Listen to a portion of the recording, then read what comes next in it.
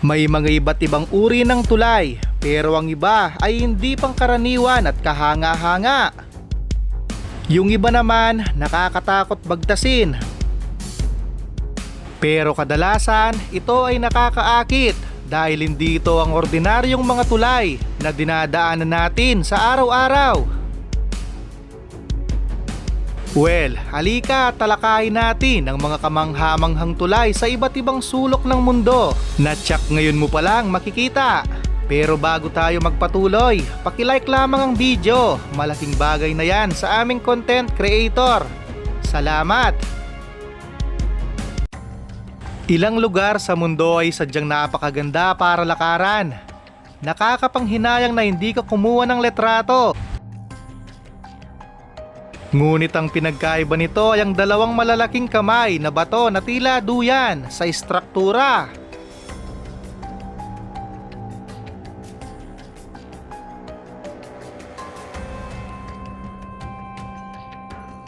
Well, kahit na puro mga pandekorasyon ang makikita, ay binibigyan pa rin nila ang tulay ng kakaibang kagandahan para sa mga turista.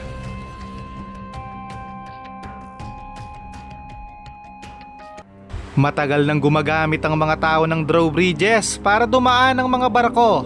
Ngunit patuloy silang gumagawa ng mga malikhaing alternatibo. Isang magandang halimbawa ay ang Millennial Bridge sa Hilagang England. Ang sasakyang pandagat ay lumalapit sa tulay na tumatagilid naman upang daanan ito. Ngunit minsan may isang daredevil ang nagtangkang tumawid dito. Habang ito ay gumagalaw, sa madaling salita, ginagawa niya itong training ground.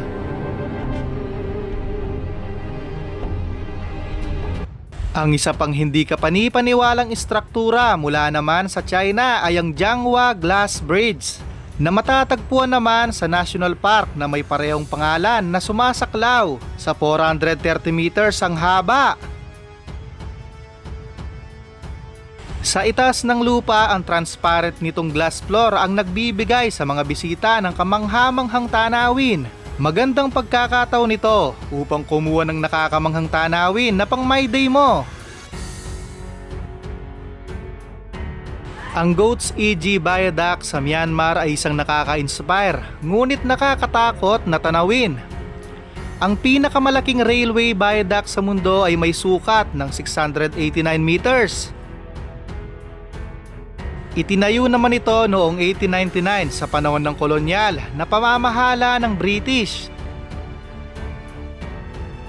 At ngayon, ito ay nananatiling isa sa mga pinakasikat na landmark ng bansa. Ang tren ay nagbibigay ng mabagal na paglalakbay dahil sobrang delikado. Well, mas maganda nang sumakay dito kaysa naman sa bullet train ng Japan.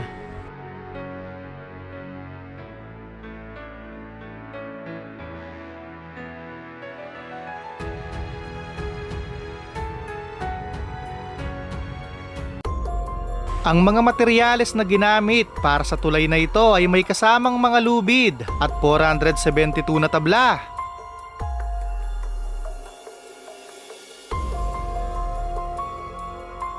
Kakilakilabot ang Usini Bridge sa Pakistan. Tignan ang mga puwang sa pagitan ng mga tabla. Aminado akong delikado ito. Maaaring sabihin ng mga tao na ang tulay na ito ay kalahating gawa o hindi tinapos. Ngunit mayroong isang lohikal na dahilan para sa kalat-kalat na bilang ng mga tabla.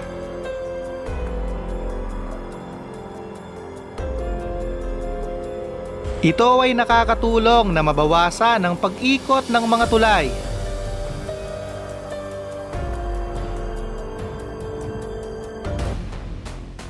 Dumako naman tayo sa Mount Ua sa China. Ang tulay na ito ay hindi para sa mga mahihina ang loob.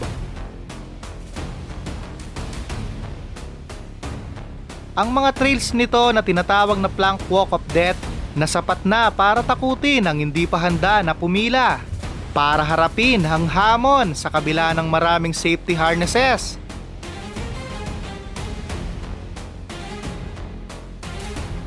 Inuulit ko para lamang ito sa may malalakas ang loob. Dahil konting pagkakamali lang, wala na, finish na.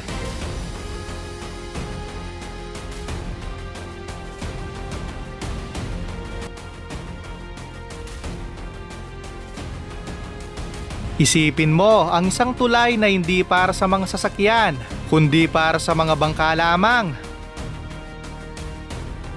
Ang SATS Canal sa Belgium ay isang engineering na umaabot sa 498 meters na nagkokonekta sa dalawang daluyan ng tubig, habang nagdadala naman ng 880,000 toneladang tubig na ginawa gamit ang 65,000 toneladang konkreto na napakahusay na isinama sa landscape. Lagi itong napagkakamalang isang regular na daan.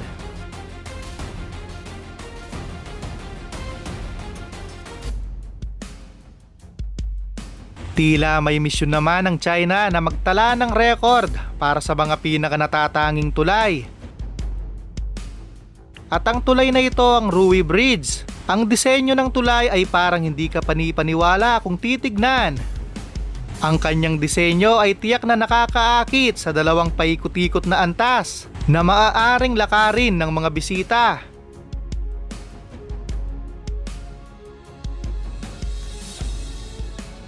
At isang istruktura ng salamin na dagdag ganda sa tanawin. Ang tulay na ito ay talaga namang nakakamangha.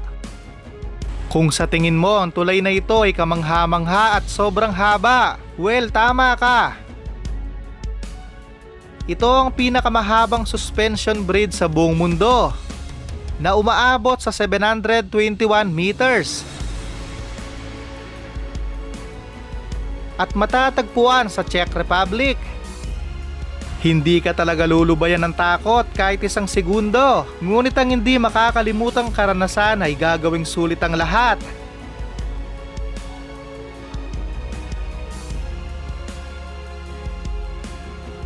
Kung minsan, ang isang tunay na engineering ay matatagpuan sa mga hindi inaasahang lugar, ang Ductane Bridge sa Austria ay isang perpektong halimbawa ng direktang tinayo sa isang glacier.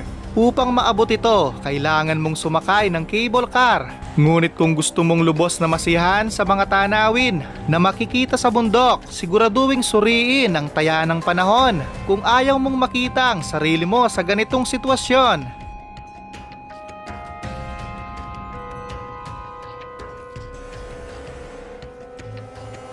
Sa unang tingin, itong pedestrian at cyclist bridge sa Copenhagen ay maaaring para lamang sa modernong disenyo.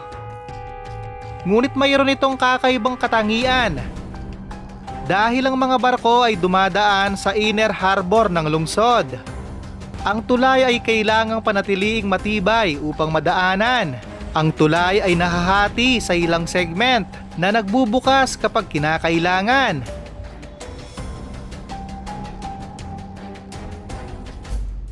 Ang tulay na ito ay maaaring hindi napapansin kung hindi dahil sa isang natatanging tampok ng TN engine sa China, ay ang tanging Ferris wheel sa mundo na direktang itinayo sa isang tulay na may diameter na 110 meters. Ito ay tumatagal ng 30 minutes upang makumpleto ang isang buong pag-ikot. Ang tanawin mula doon ay kahanga-hanga at talaga namang mag-e-enjoy ka. Kaya kapag napadaan ka dito, abay sulitin mo na.